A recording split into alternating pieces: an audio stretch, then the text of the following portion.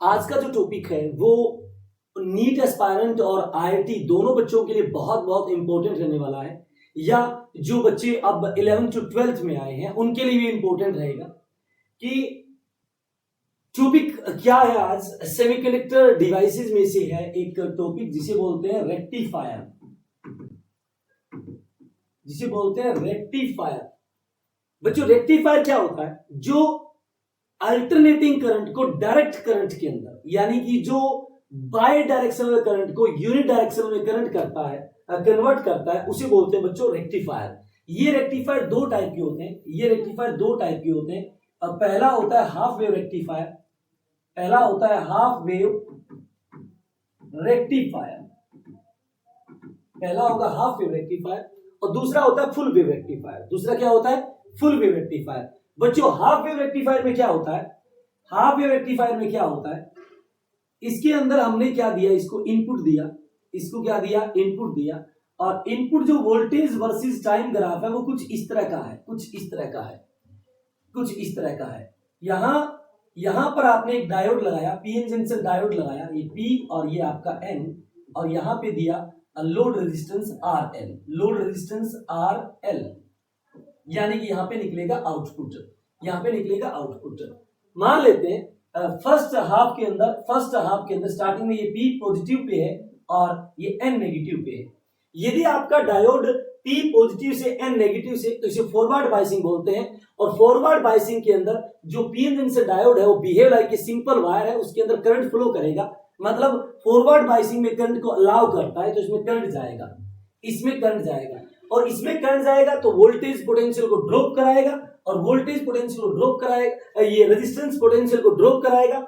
और रेजिस्टेंस के अबाउट यदि आप आउटपुट का वोल्टेज वर्सेस टाइम ग्राफ, तो पहले आपके अंदर इसने वोल्टेज को क्या कराया? ड्रॉप कराया, क्योंकि इसमें करंट गया तो वोल्टेज ड्रॉप होगा।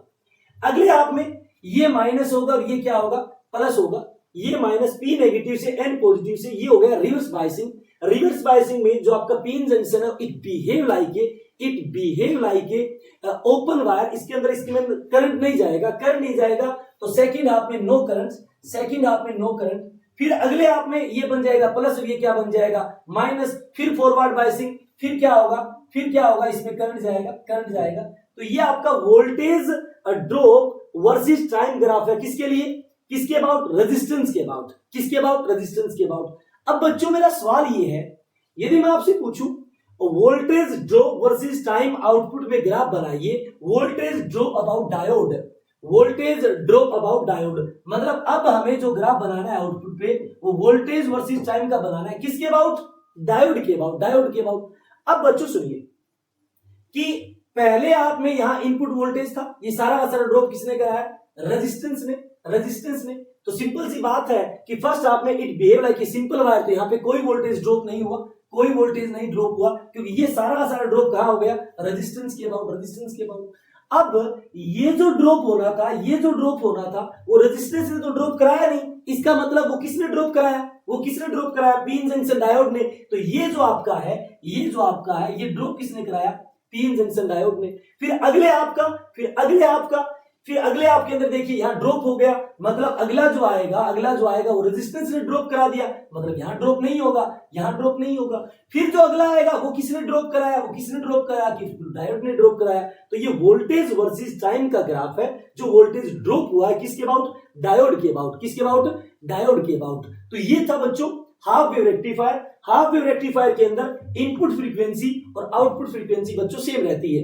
इनपुट फ्रीक्वेंसी, आउटपुट फ्रीक्वेंसी बच्चों सेम रहती है। यदि आप भी जानना चाहते हैं फुल वेव रेक्टिफायर, तो अगले लेक्चर के अंदर हम पढ़ेंगे फुल वेव रेक्टिफायर। यदि आपको भी रेक्टिफायर समझना है तो जल्दी से बच्चों फिजिक्स सुरमा को लाइक एंड सब्सक्राइब जरूर करें।